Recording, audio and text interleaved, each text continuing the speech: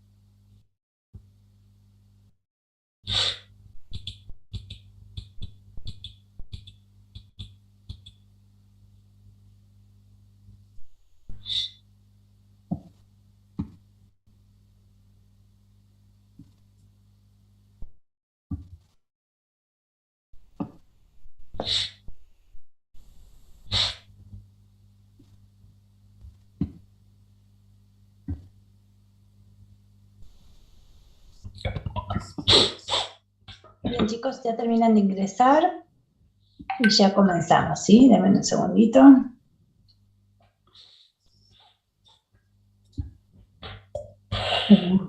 Un minutito que empiece, que se agreguen todos.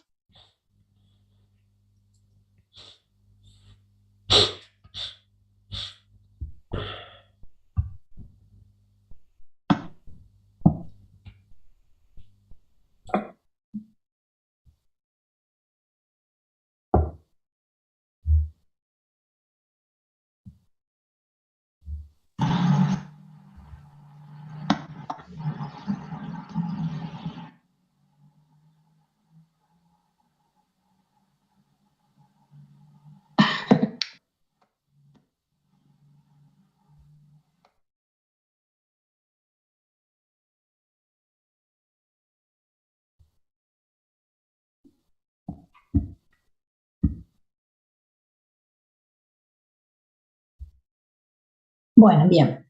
Vamos a comenzar. Eh, Hoy vamos a ver los grupos de antibióticos que nos están faltando, que son los macrólidos, tetraciclinas, glucopéptidos, metronidazol y clindamicina. Son 5 grupos farmacológicos, aunque los 3 últimos tienen un solo antibiótico en su grupo, así que va a ser muy sencillo.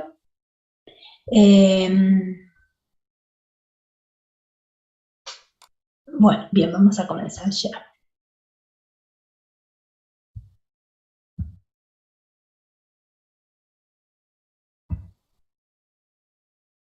Ahí seguramente están viendo la pantalla, ¿verdad? Sí, Doc. Perfecto. Bueno, bien. ¿Sí? Bien, lo que necesiten me van preguntando entre medio de la clase en el problema, van preguntando. Bien, hemos visto todo lo que es los antibióticos ya hemos visto para gram negativos y para positivos solamente habíamos visto beta-lactámicos. Si bien dentro de los grupos que vimos dentro de los grupos que vimos para negativos también podían cubrir algo de los positivos, pero eran más específicos para gram negativos.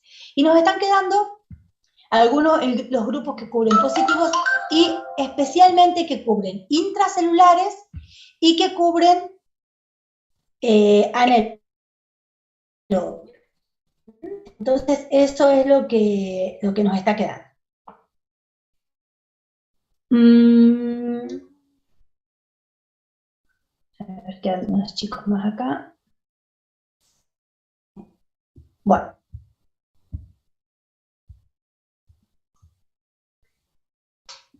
Vamos a ver entonces los macrólidos. Los macrólidos son antimicrobianos que tienen un amplio espectro.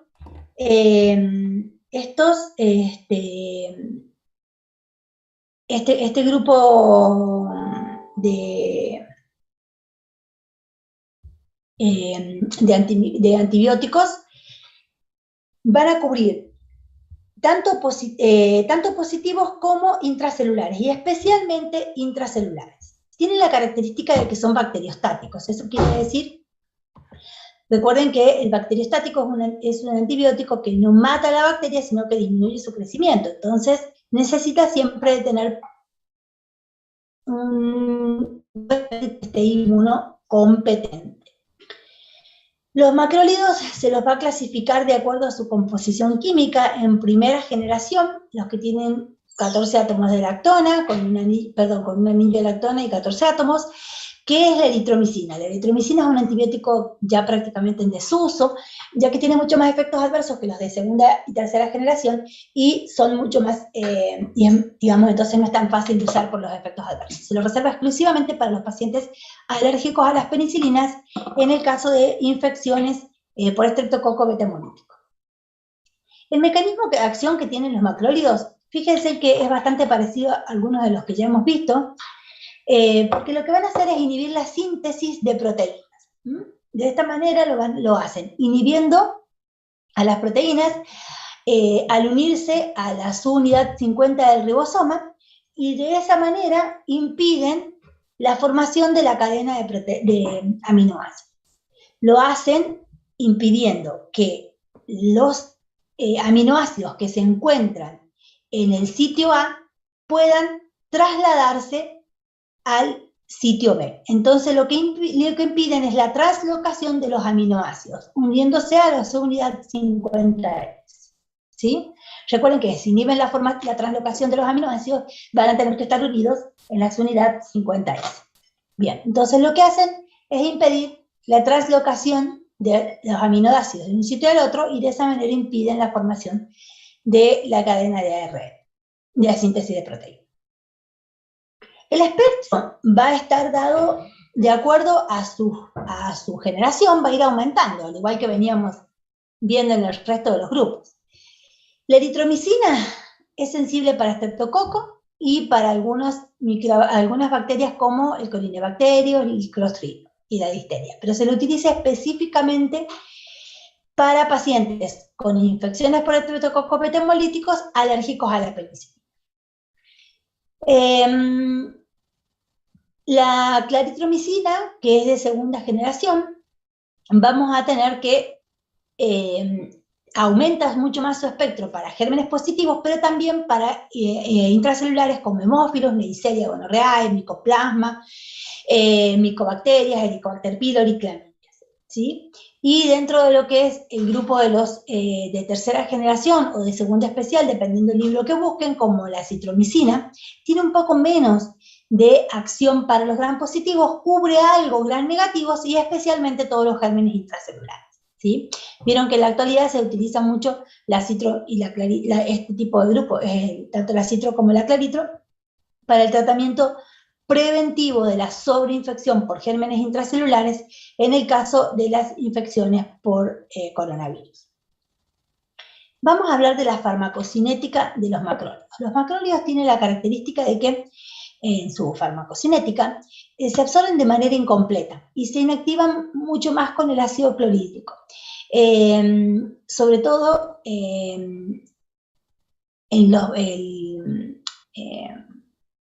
cuando, digamos, cuando hay mucho ácido clorhídrico. El estearato de eritromicina es menos sensible al ácido clorhídrico, y por eso es que la eritromicina viene en forma de estearato. Una vez que se absorben, tienen muy buena distribución. Si bien esta absorción está está disminuida por un poco más inactiva cuando hay ácido clorhídrico, pero tienen muy buena absorción igual, ¿sí? Son muy liposolubles, tienen muy buena distribución, aunque mala actividad en el líquido cefalorraquídeo.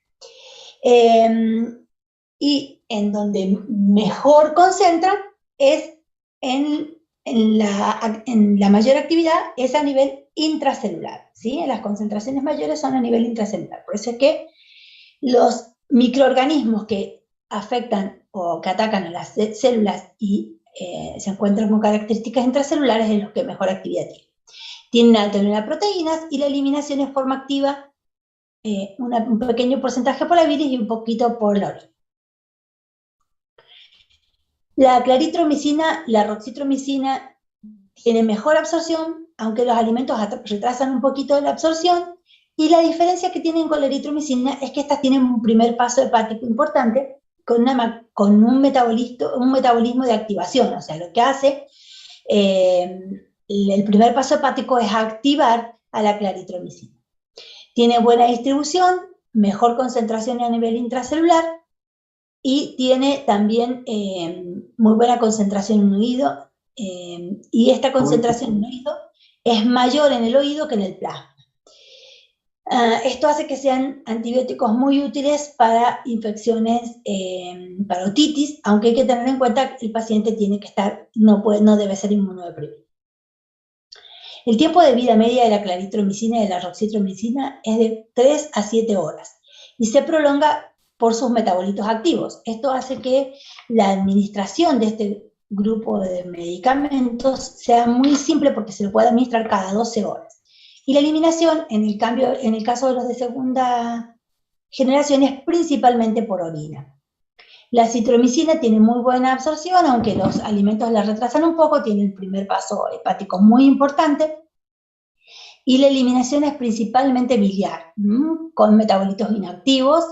Tiene un tiempo de vida mucho más prolongado, es uno de los antibióticos que tiene mayor tiempo de vida media. Fíjense que su vida media es de 68 horas y se prolonga mucho más porque se secuestran los tejidos, o sea, la concentración en los tejidos, el tejido se hace como un tercer compartimento, al igual que las células en el espacio intercelular, y eso le genera su efecto postantibiótico. Y nos permite utilizar la citromicina una sola vez al día, incluso en tratamientos cortos de 3 a 5 días, y que la actividad siga prolongada por 2 o 3 días más. Los efectos adversos son principalmente para la eritromicina, o sea que la mayoría de los efectos adversos los va a tener la eritromicina, no así el resto del grupo, de la familia de estos antimicrobianos. Tienen muchas reacciones alérgicas como fiebre, eosinofilia, erupciones, arritmias, principalmente en pacientes con antecedentes cardiovasculares, prolongan el QT, no el resto del grupo. Sí tienen muchos trastornos gastrointestinales, esta es la principal causa por la cual los pacientes abandonan el tratamiento, o es el más importante de sus efectos adversos. Si bien es el menos grave, es el más importante. Estos trastornos gastrointestinales van con náuseas, vómitos, dolor abdominal, y se producen porque tienen una alta unión a los receptores de la motilina a nivel intestinal, y esto hace que tengan estos trastornos gastrointestinales, sobre todo las náuseas y los vómitos. Después vamos a ver, cuando vemos gastrointestinal, que hay algunos de estos medicamentos, o sea que a veces hay algunos medicamentos que tienen esta capacidad de unirse a los receptores de motilina y por eso se los usa como catárticos.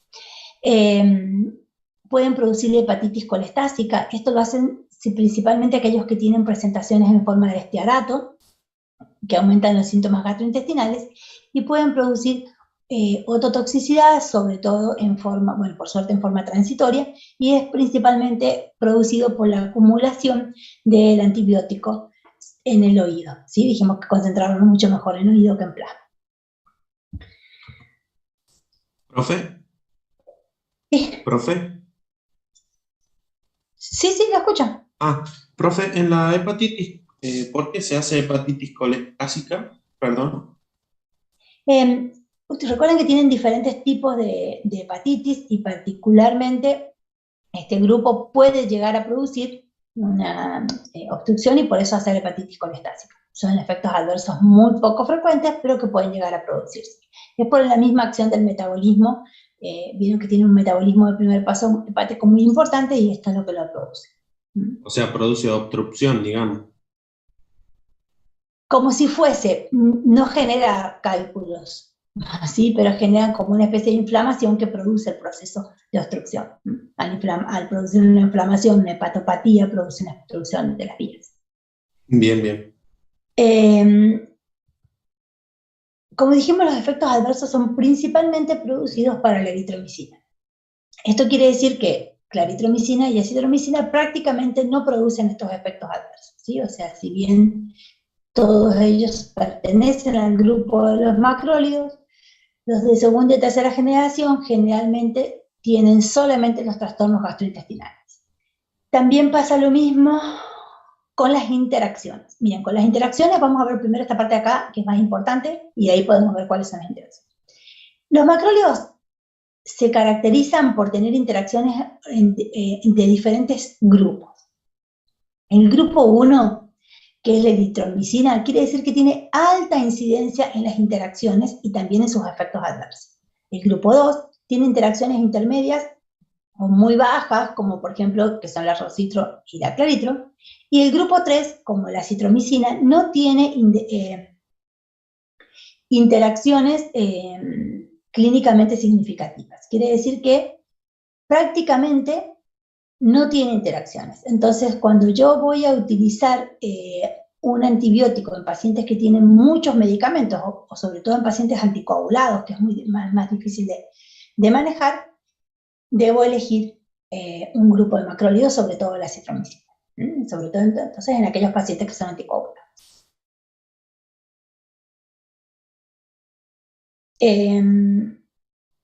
Dentro de las interacciones vamos a tener que con las penicilinas y los glucopéptidos pueden antagonizarse si se los utiliza en el mismo, en el mismo momento de administración, pero no cuando se los utiliza en el mismo paciente administrados en tiempos diferentes.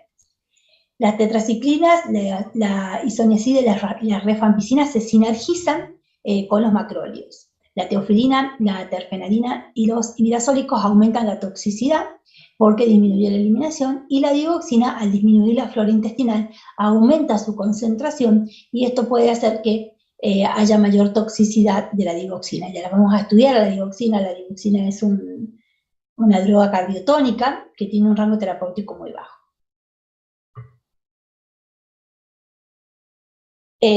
¿Cuándo vamos a indicar los macrólidos? Los macrólidos los vamos a indicar, lo que es eritromicina, como habíamos dicho, se reserva solamente para infecciones por estreptococo beta hemolítico del grupo B en pacientes alérgicos a la penicilina. O sea, es una opción en los pacientes que tienen anginas pultáceas para tratar en vez de la penicilina, donde es un antibiótico que es muy selectivo, que solamente se usa para eso, entonces es la indicación ideal. Son de primera elección para las neumonías producidas por gérmenes intracelulares, como micoplasma, legionela, difteria, ¿sí? Son los antibióticos de elección. Los de segunda generación, principalmente, ya que eritromicina, como dijimos, solamente se reserva para los alérgicos a la penicilina en este tipo de infecciones. Y en la actualidad ya casi no se lo usa porque tiene muchos trastornos gastrointestinales. Pero, bueno, los de segunda y de tercera, al utilizarse para las neumonías por gérmenes intracelulares, es como que tratamos de reservarlo para este tipo de patologías. Y también se los utiliza como alternativas a las tetraciclinas en infecciones por clamidias y en todo lo que son infecciones ginecológicas, ¿sí? NTS, clamidia trachomatis, esto especialmente cuando tenemos que utilizarlas en embarazadas o en niños donde no podemos utilizar las tetraciclinas. Ahora las vamos a ver por qué no podemos utilizar las tetraciclinas. En infecciones respiratorias por hemófilos, la citromicina es el macrólido más eficiente. La claritromicina actúa muy bien para lo que son Mycobacterium avium, Helicobacter pylori, se la asocia en los tratamientos con inhibidores de la secreción gástrica. Y en las otitis medias, producidas tanto por gérmenes positivos como intracelulares, los macrólidos son una de las mejores opciones para utilizar en el tratamiento. ¿Cuáles son las dosis que podemos administrar? Las dosis que vamos a administrar, eritromicina es el único antibiótico, el único macrólido que viene para administrar en forma parenteral. Por vía oral será cada 6 horas, eso hace también que a veces sea un poco más molesta la administración, entre 500 a 1 gramo. Lo mismo se utiliza por vía parenteral. Mientras que la citromicina en la actualidad no se comercializa en la Argentina. Hace un tiempo dejó de comercializarse, pero en otros países sí se usa y es un macrólido, una excelente opción dentro de los macrólidos, ya que en Argentina nos ha quedado solamente Clavitro y Acitro. La Roxitro se utiliza entre 300 a 150 miligramos cada 12 o cada 24 horas, vienen en presentaciones, UD que se denomina. La claritromicina se utiliza entre 250 y 500 miligramos cada 12 horas, o también vienen presentaciones de una sola vez al día, UD de 500 miligramos. Y la citromicina se suele utilizar 500 miligramos el primer día y 250 el resto de los días. En la actualidad solamente hay presentaciones de 500 miligramos y que vienen en presentaciones, los repito, de 3 a 5 comprimidos y se administra una sola vez al día. Al ser una administración tan sencilla y al tener tan pocos efectos adversos y tan pocas interacciones, hace que la citromicina sea uno de los antibióticos más mal utilizados de todos. Si alguna vez están con angina, van a la farmacia, le dan la citromicina. Si están con bronquitis, le dan la citromicina. Si le duele la muela, le dan la citromicina. Y va a llegar un momento que va a pasar como la mayoría de los otros antibióticos, que van a empezar a perder sensibilidad. Y estamos perdiendo un grupo importantísimo de antimicrobianos, ya que el otro grupo que cubre intracelulares, que son las tetraciclinas y que los vamos a ver ahora, tienen muchos efectos adversos. Vamos a hablar entonces de tetraciclinas. Dentro de lo que es el grupo de las tetraciclinas tenemos a la aminoxiciclina y a la doxiciclina, que son las más utilizadas. El resto de las tetraciclinas ya prácticamente no se comercializan. Las tetraciclinas tienen un muy amplio espectro para lo que es gram positivos, aunque raramente se les indica, y en el grupo de los gram positivos están generando mucha sensibilidad para el Staphylococcus aureus de la comunidad. Esto hace que sea una buena opción para el Staphylococcus aureus de la comunidad. Cubre algunos negativos, aunque hay mucha resistencia para lo que son enterobacterias comunes, entonces se lo reserva para algunos gérmenes intracelulares como, por ejemplo, Brucella, Haemophilus, Vibrio cholerae, Legionella, Yersinia, para todo lo que es, digamos, negativos, pero de uso poco frecuente. Principalmente cubre intracelulares, donde tenemos a Mycoplasma, a Clamidia, Ureoplasma, y también cubre todo lo que son Rickettsia y espiroquetas, lo que hace que sean de elección para el tratamiento de las ETS. Dentro del mecanismo de acción, fíjense que es bastante parecido al de los macrólidos, tal vez por eso tiene un espectro muy similar, donde inhibe también la síntesis de las proteínas, pero en este caso se unen a la unidad 30S, a la unidad 30S, y lo que van a inhibir es la elongación de la bacteria, o sea, de la ARN, impiden que se haga la elongación de la proteína.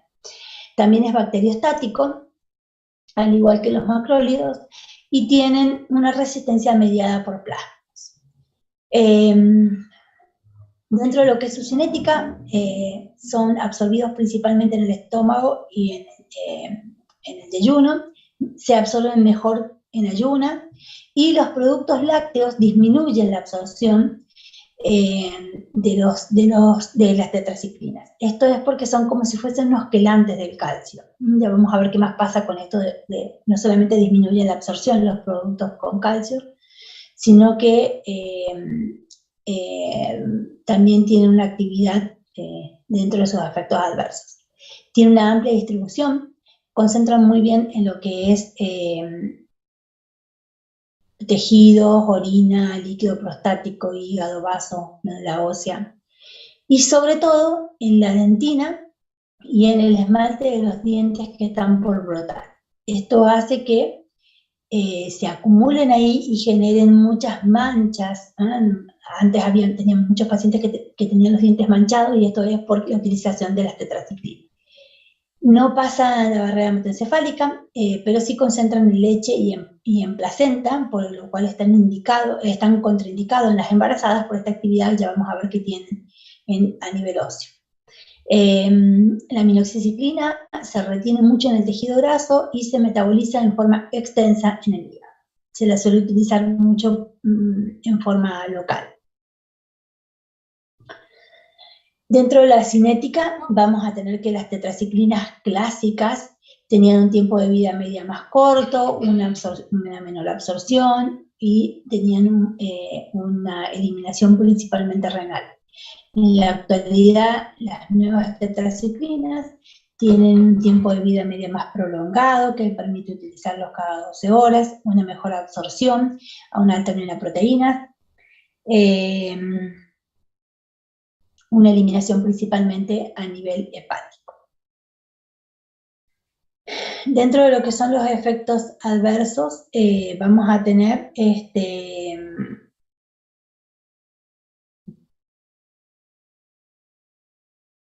dentro de los efectos adversos van a tener los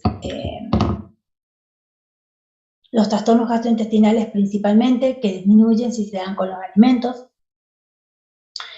La fotosensibilidad, la doxiciclina genera fotosensibilidad, que quiere decir es como si fuese una especie de reacción alérgica cutánea a la exposición al sol. Y pueden tener toxicidad renal. Esta toxicidad renal la doxiciclina es la que menos tiene, pero la minoxicilina tiene toxicidad renal, y esta toxicidad renal lo que produce es una diabetes insípida nefrogénica con una alteración de la síntesis de la hormona antidiurética. Esta toxicidad se produce principalmente a nivel del túbulo contorneado proximal y se denomina síndrome de Fanconi. Y este síndrome tiene mucha más frecuencia cuando se ingieren tetraciclinas vencidas. En los niños producen, tanto en los niños como en las embarazadas, tienen efectos sobre los dientes. Estos efectos producen mancha los dientes y una alteración en el desarrollo y crecimiento de los dientes. No solamente se produce esta acumulación en los dientes, sino también en la dentina, los dientes que están por salir. Por eso es que no se los puede utilizar en menores de 8 años.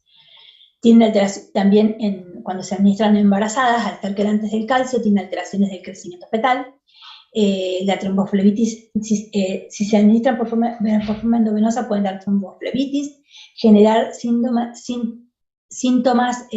a nivel cerebral como pseudotumores, toxicidad vestibular, mareos, ataxias, náuseas, vómitos, todo lo que serían los síntomas vestibulares y reacciones de hipersensibilidad. Todos estos efectos adversos hacen que lo indiquemos en patologías como muy específicas, ¿sí? Como la brucelosis, el cólera, la clamidia, la bordetela y la rickettsia. O sea que son, fíjense, en patologías muy específicas, ¿sí? Brucelosis es poco, cólera por suerte en este momento no estamos en epidemia, y nos estarían quedando todo lo que son enfermedades, bacterias que producen ETS y las que se utilizan como alternativa de los macrólidos. Bien, ¿dudas sobre tetraciclinas?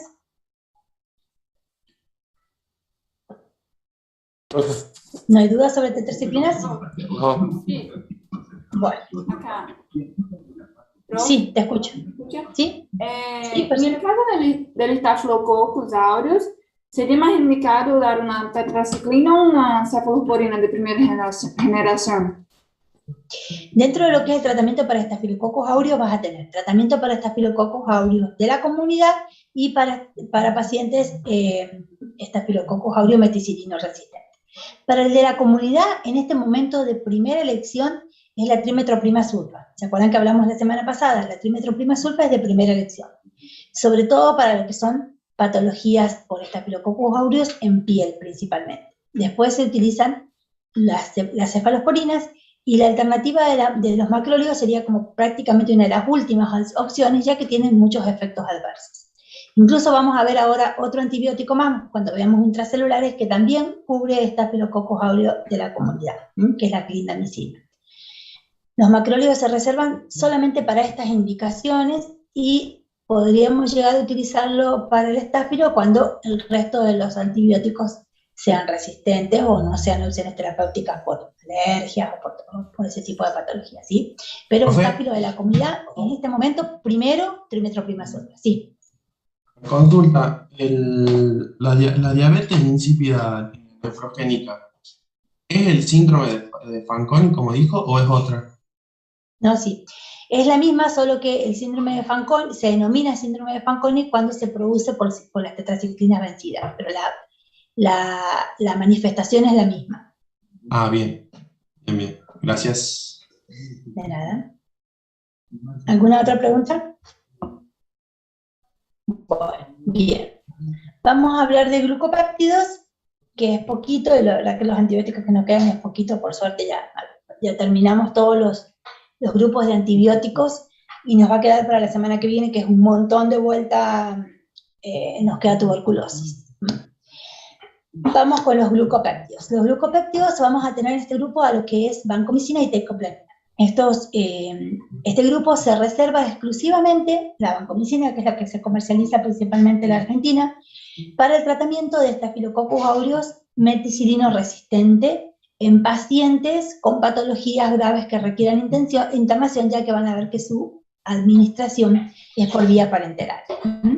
Entonces, las indicaciones son muy específicas y si bien tiene un amplio espectro, ahora vamos a ver, se lo reserva específicamente para eso y también en algunos casos para algunas patologías por estáfilo que necesiten altas concentraciones terapéuticas en el plasma.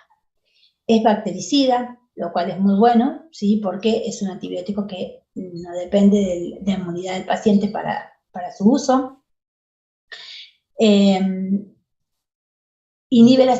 Su mecanismo de acción es inhibir la síntesis de la pared bacteriana. Esto lo hacen un paso previo a lo que era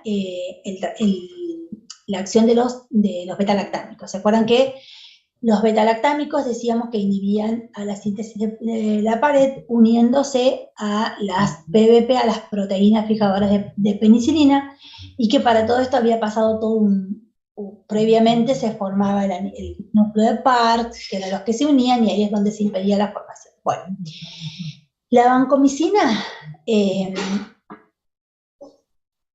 como actúa antes que los beta-lactámicos, lo que hace es formar complejos con la cadena de los péptidos que contienen D-alanina,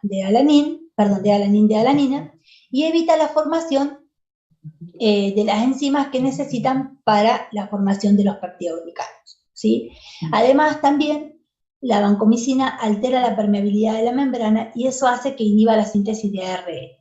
Entonces vamos a tener estas dos actividades. Por un lado, la principal, que es la inhibición de la formación del peptidoglicano, haciéndolo un paso por arriba en el grupo de lo que hacen los beta-lactámicos. Fíjense en que cuando ustedes vayan a ver la diapositiva de los beta-lactámicos, yo dejé arriba justamente el dibujito de la enzima de la D-alanina para que cuando estudien glucopéptidos lo puedan repasar. Las indicaciones, el espectro, se limita solamente para gérmenes gram positivos. Staphylococcus aureus, incluso resistentes a la meticilina, y para el Streptococcus epidermidis. También son sensibles a algunos otros enterococos, como el Clostridium, la actinomyces, el Bacillus anthrax, pero se lo reserva exclusivamente para el tratamiento del estafilococcus. La vía de administración de la vancomicina es para infecciones sistémicas y solamente por vía intramuscular, por vía endovenosa, o sea, si bien se administra por vía parenteral, pero solamente se utiliza por vía endovenosa, ya que por vía intramuscular produce mucho dolor y puede producir necrosis de la zona. También se lo puede administrar por vía oral, porque la vancomicina, al igual que los glucopéptidos, al igual que los aminoglucósidos, cuando se lo utiliza por vía oral, tiene actividad a nivel local, o sea, a nivel intestinal. Esto nos permite que se lo pueda utilizar para los tratamientos de las diarreas por Clostridium difficile, para las diarreas pseudomembranosas. En ese caso sí se lo utiliza por vía oral y ejerce esa actividad local. Concentra muy bien en riñón, en corazón, en pericardio, en líquido pleural, y la penetración del líquido cefalorraquídeo es irregular y aumenta, pero aumenta más cuando las membranas están lesionadas en el caso de las meningitis, ahí alcanza concentraciones terapéuticas. Y si no, se puede administrar en forma intratecal. ¿Sabe lo que es la administración intratecal? Creo que ya lo habíamos hablado. ¿Se acuerdan? ¿O alguien sabe lo que es la administración intratecal? No. Es administrar el antibiótico directamente en el líquido cefalorraquídeo por medio de punción, de punción lumbar. Se coloca ahí directamente en el líquido cefalorraquídeo. La eliminación es principalmente renal, dejando un mínimo porcentaje por vía. Dentro de lo que son los efectos adversos de la vancomicina, se considera un antibiótico de alta toxicidad y va a producir varios efectos adversos. Fíjense que los efectos adversos y en las cinéticas se parecen a los aminoglucósidos, aunque en el espectro no se parecen en nada, pero en la cinética y en los efectos adversos se parecen a los aminoglucósidos. Vamos a tener lo que se denomina el síndrome del hombre rojo o del cuello rojo. Este síndrome se produce cuando se administra la vancomicina de forma endovenosa rápida, donde produce alteraciones que están causadas por la liberación de histamina. O sea, al administrarlo en forma rápida, endovenosa, se libera histamina y entonces va a producir todo lo que es una vasodilatación de la cara y el cuello, con prurito, enrojecimiento, hormigueo, puede producir taquicardia. Estas manifestaciones de la rubicundez y del prurito se producen principalmente en la parte superior del cuerpo, en la cara y el cuello sobre todo, sin afectarse el resto del cuerpo, y se puede acompañar de hipotensión y shock en el caso de que sea muy importante el efecto. Por eso es que hay que administrarlo siempre en forma lenta, muy lenta.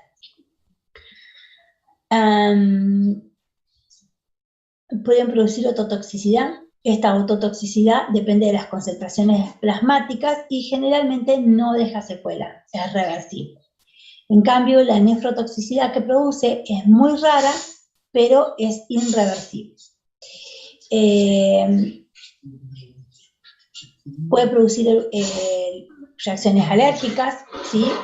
Erupciones cutáneas, exantemas, reacciones de hipersensibilidad, flebitis en el sitio de la infección y, aunque es muy raro, puede producir neutropenia, que suele ser reversible, pero es principalmente producida en los tratamientos prolongados, ¿no? Cuando tenemos mucho tiempo de administración de la vancomicina. Las indicaciones de la vancomicina es un fármaco de primera línea para todos los que son las infecciones graves producidas por el Staphylococcus aureus meticilino resistente, donde las cefalosporinas no serían las cefalosporinas de primera generación no serían una elección por la resistencia. También se lo puede utilizar en endocarditis estafilocóxicas, o sea, en el estáfilo podemos utilizarlo cuando hay endocarditis que sean resistentes de estáfilos resistentes a las penicilinas, sobre todo para los estáfilos, el Staphylococcus fecalis o los Corynebacterium, en pacientes que sean alérgicos a la penicilina, pero específicamente que sean patologías donde necesiten mucha acumulación del fármaco en el plasma. Y por vía oral se lo puede utilizar en la colitis pseudomembranosa, por el Clostridium difficile, donde la dosis adecuada, donde se dan dosis entre 125 a 500 miligramos por vía oral cada 6 horas, porque la actividad es local y se van eliminando con la materia fecal. La tecoplamina, perdón, ¿sí? ¿puede ir más despacio, por favor? Ah, sí, perdón. Es que ya le dije, ahora me voy a acordar porque yo me entusiasmo hablando. Gracias. Sí. Sí. Disculpa. En ese caso, para estáfilo meticilino resistente, la vancomicina sería la primera opción. Sí, efectivamente. Lo Ah, otro que vimos era para los de la comunidad, meticilino sensible. Y ujú. vancomicina, primera elección para meticilino resistente. Sí, Bueno, efectivamente.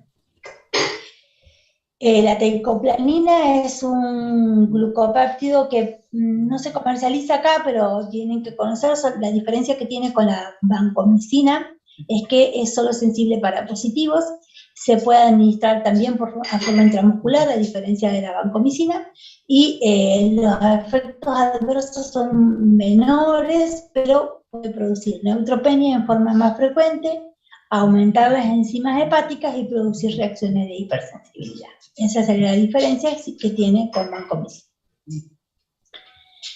La dosis que vamos a utilizar, la vancomicina se puede dar por vía oral para el tratamiento del Clostridium difficile, y como dijimos, entre 125 y 500 miligramos, y cuando utilizamos por vía parenteral, utilizamos 15 miligramos kilo de peso cada 12 horas. Bueno, bien. Dudas sobre glucopéptidos, voy a buscar, nos queda un poquito, 2 palabritas de los intracelulares. Profe, Los escucho. es una pregunta así en general. Con respecto a las dosis, ¿es necesario saber dosis?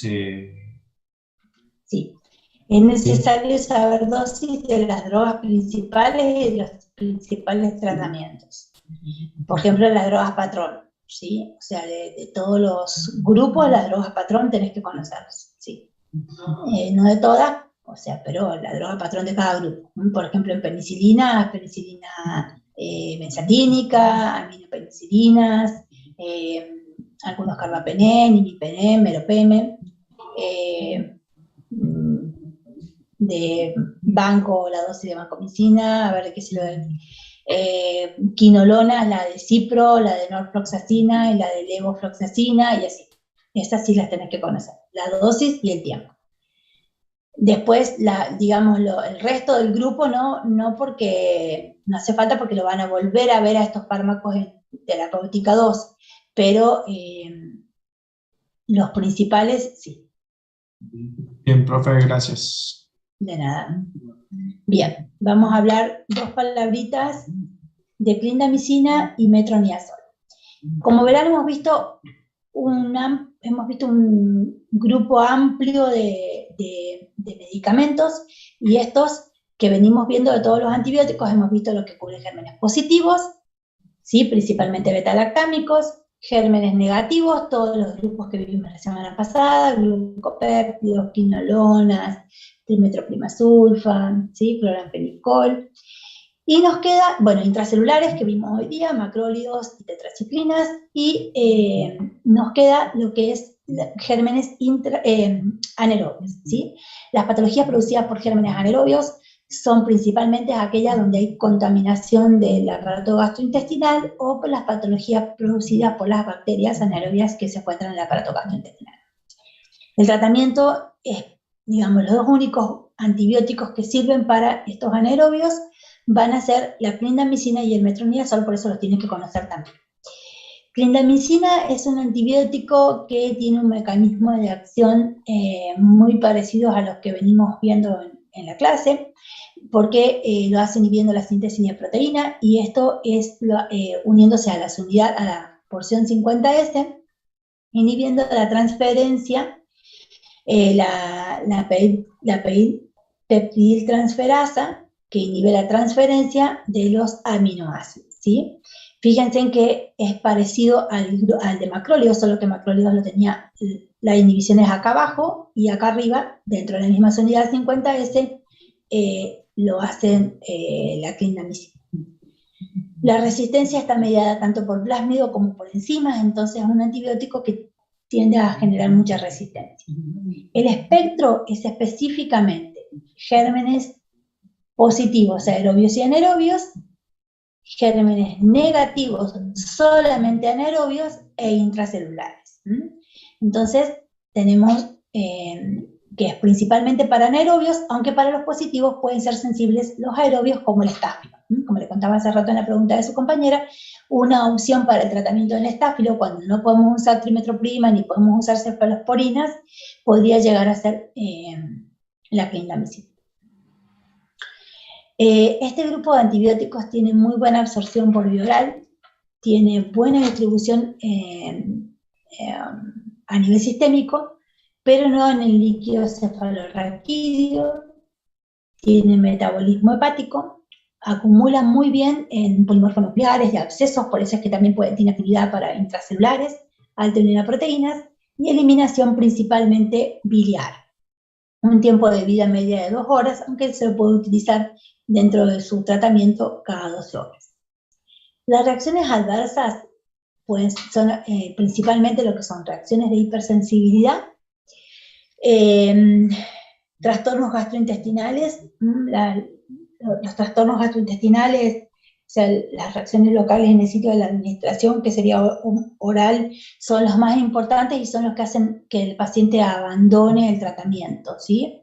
Producen muchas náuseas, diarrea, y puede producir incluso colitis pseudomembranosa.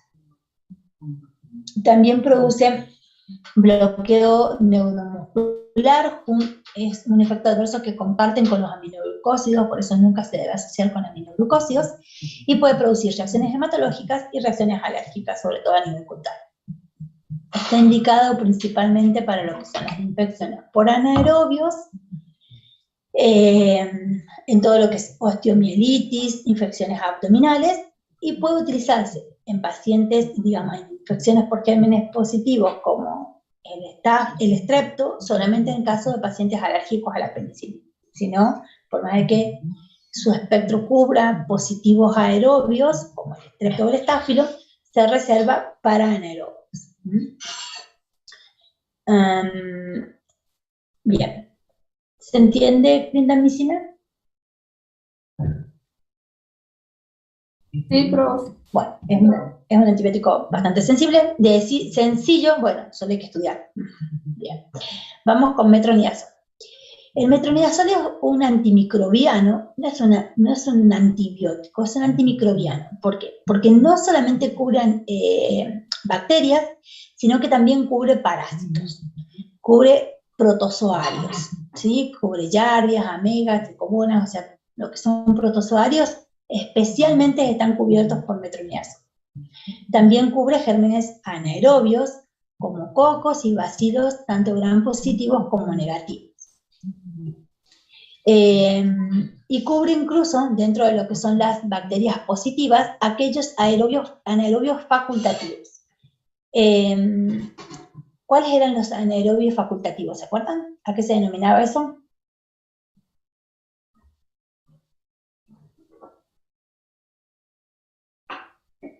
El anaerobio facultativo eran los peptostreptococos y el peptoestafilococo, que era cuando los gérmenes aerobios se convertían en anaerobios por crecer en un medio de anaerobiosis y tener la capacidad de poder convertirse, o sea, facultativamente pueden ser anaerobios. O sea que siempre lo que cubre es anaerobios, no cubre aerobios. Pero en el caso del estáfilo y el estrepto los cubre cuando se convierten en anaerobios facultativos, que se le denominaba peptobacterias.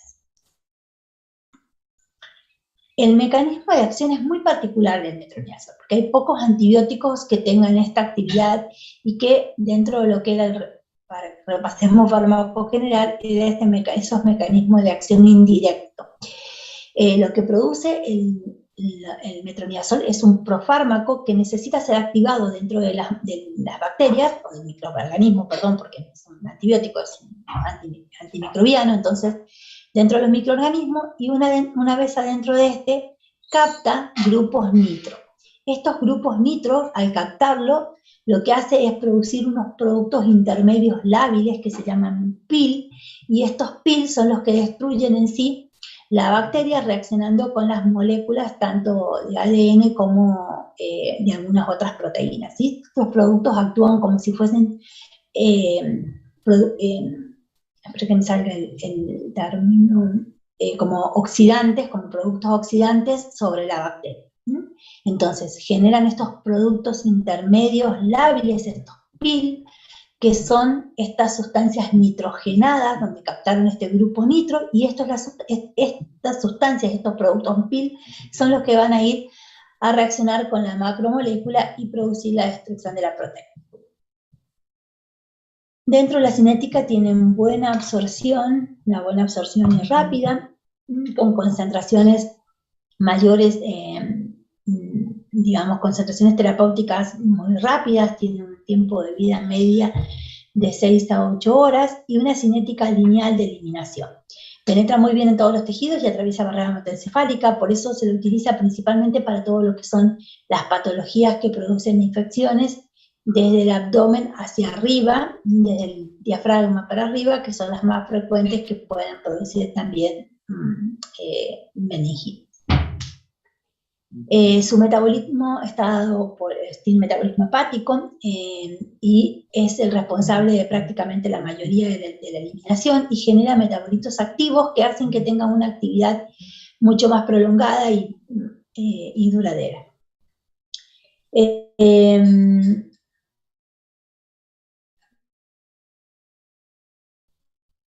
Eliminación es de sus metabolitos a nivel renal. Los efectos adversos raramente son importantes o graves, no suelen ser frecuentes. Esto hace que sean muy tolerados en los tratamientos, incluso que puede indicarse muy bien en niños.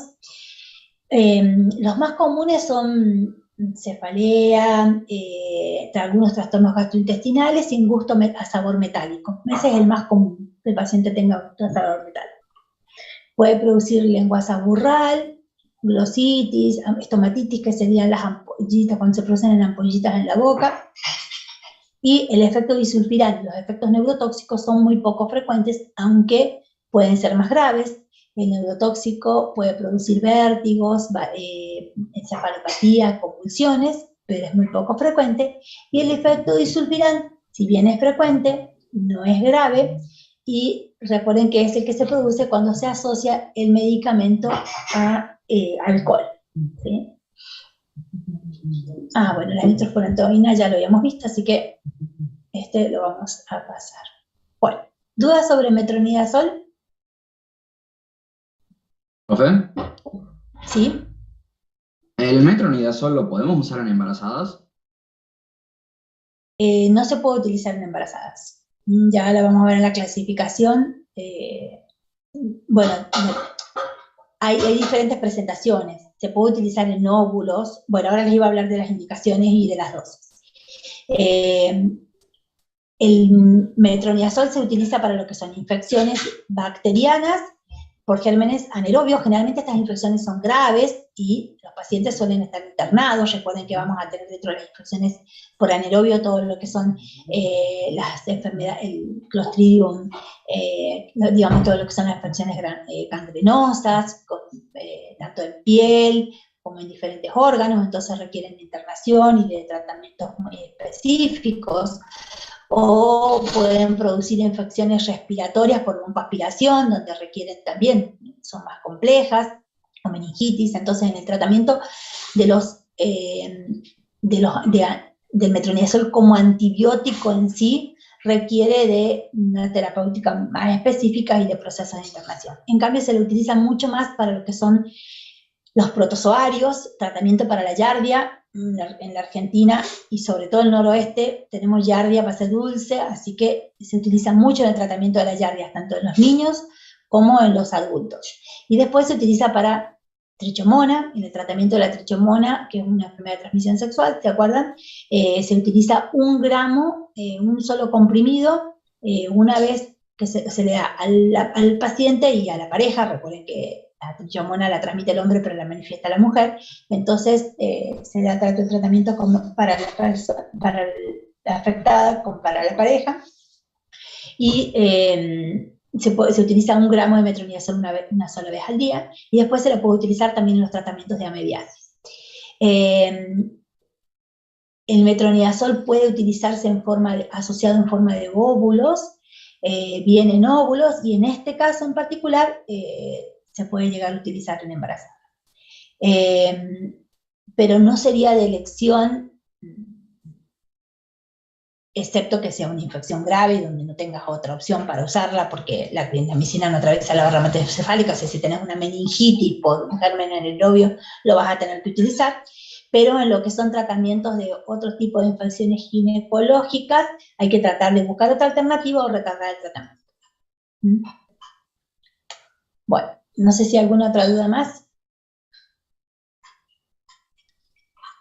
El tratamiento de la giardia, el tratamiento se hace durante una semana y luego se repite a los 15 días. Eso es importante porque hay mucha giardia, produce mucha desnutrición y por ahí no es suficiente. Recuerden que son cíclicas, igual que el estudio de la giardia. Cuando quieren hacer un diagnóstico de los pacientes con giardia, necesitan hacerlo también en forma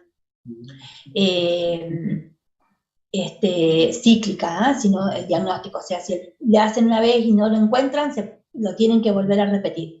Y ya van a ver en pediatría, cuando estudian pediatría, que incluso la OMS en las poblaciones de riesgo, en el tercer mundo, donde la giardia es parte digamos, de la contaminación habitual del agua, se indica tratamiento en forma empírica, aunque no se encuentra la giardia en la materia fecal, a los pacientes con desnutrición.